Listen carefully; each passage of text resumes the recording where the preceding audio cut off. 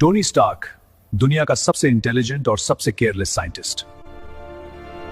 उसकी company weapons बनाती थी और दुनिया उसे एक जीनियस मानता था। लेकिन टोनी को अंदाजा भी नहीं था कि उसकी ही बनाई चीजें एक दिन उसकी जिंदगी बदल देंगी। आज से शुरू होती है मार्वल सिनेमैटिक यूनिवर्स फेज 1, जहां से एवेंजर्स का सपना पैदा हुआ। अपनी लेटेस्ट मिसाइल टेस्ट के लिए टोनी स्टार्क अफगानिस्तान जाता है, लेकिन वापस लौटते वक्त टोनी के कॉन्वॉय पर हमला हो जाता है और यहीं टोनी स्टार्क की जिंदगी का सबसे डार्क फेज शुरू होता है। जब टोनी को होश आता है, वो खुद को एक अंधेरी गुफा में कैद पाता है। यहीं से आयरन मैन सिर्फ एक सूट नहीं, एक जिम्मेदारी बनने लगता है। टोनी स्टार्क ने सिर्फ बचने के लिए आर्मर नहीं बनाया, उसने एक नई सोच को जन्म दिया। स्टार्क इंडस्ट्रीज अब मौत नहीं बेचेगी, यह डिसीजन दुनिया को हिला देता है। दिल को बचाने के लिए बनाया गया रिएक्टर अब आयरन मैन की ताकत बन रहा था। जब पावर गलत हाथों में हो तो उसे रोकना भी जरूरी होता है। सच छुपाना टोनी स्टार्क के बस का नहीं था और यहीं से सुपर हीरो कल्चर शुरू हुआ। दुनिया के कोने कोने में छुपा एक साइंटिस्ट जो अपने गुस्से से खुद को भी डरता था। गुस्सा बढ़ने पर साइंस का सबसे खौफनाक एक्सपेरिमेंट जाग उठता है। ब्रूस बैनर सिर्फ एक सोल्जर को स्ट्रॉन्ग बनाना चाहता था, पर एक्सपेरिमेंट ने एक मॉन्स्टर पैदा कर दिया। गुस्सा बढ़ने पर ब्रूस बैनर नहीं, हल्क जाग उठता है। गवर्नमेंट हल्क को वेपन बनाना चाहती थी और ब्रूस सिर्फ नॉर्मल जिंदगी। जब गुस्सा और पावर दोनों लिमिट क्रॉस कर जाए तो तबाही तय होती है। ब्रूस ने समझ लिया हल्क से भागना नहीं, उसे कंट्रोल करना ही सॉल्यूशन है। दुनिया बदल रही थी और निक फ्यूरी सब कुछ देख रहा था।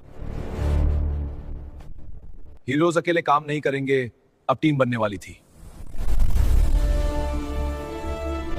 यह सिर्फ शुरुआत थी, क्योंकि एवेंजर्स असेंबल होने वाले थे और उनका सबसे पावरफुल वॉरियर था थॉर। थॉर पावरफुल था, लेकिन उसका घमंड उसकी सबसे बड़ी कमजोरी था। एसगार्ड एक ऐसी दुनिया जहां गॉड्स रहते थे और उनका सबसे पावरफुल वॉरियर था थॉर। थॉर पावरफुल था, लेकिन उसका घमंड उसकी सबसे बड़ी कमजोरी था। पावर बिना विजडम के तबाही लाती है। एक गॉड अब एक आम इंसान बन चुका था।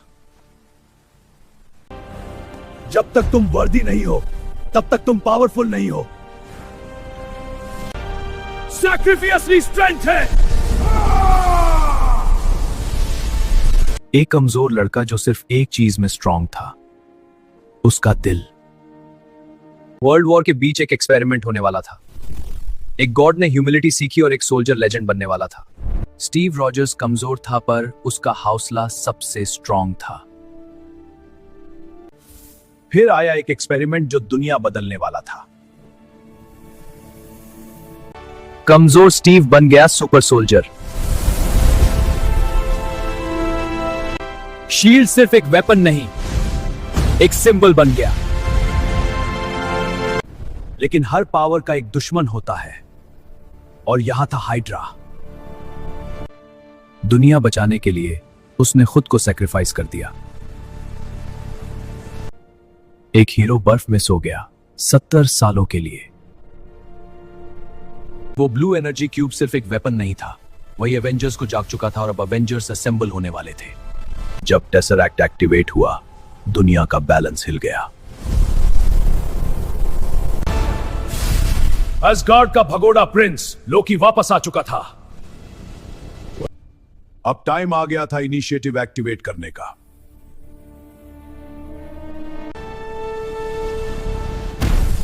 जीनियस बिलियनर फिर से रेडी था। एक सोल्जर जो टाइम से आगे आ गया था। पावर वर्सेस पावर, जब गॉड्स और टेक्नोलॉजी टकराए। टीम बनाना आसान नहीं था, क्योंकि मॉन्स्टर भी उस टीम का हिस्सा था। न्यूयॉर्क अब बैटलफील्ड बनने वाला था। अब हीरोज अलग नहीं, एक टीम बनने वाले थे। यह था वो मोमेंट जब दुनिया ने पहली बार अवेंजर्स को एक साथ देखा। न्यूयॉर्क के आसमान में एक पोर्टल खुलता है और उसके साथ शुरू होती है तबाही। इस बार हीरोज अलग अलग नहीं, एक टीम के रूप में खड़े थे। यह था वो मोमेंट जब दुनिया ने पहली बार एवेंजर्स को एक साथ देखा। पावर का असली मतलब लोकी को तब समझ आया। एक डिसीजन जो सब कुछ खत्म भी कर सकता था। टीम वर्क ने वो कर दिया जो एक हीरो अकेला नहीं कर सकता था।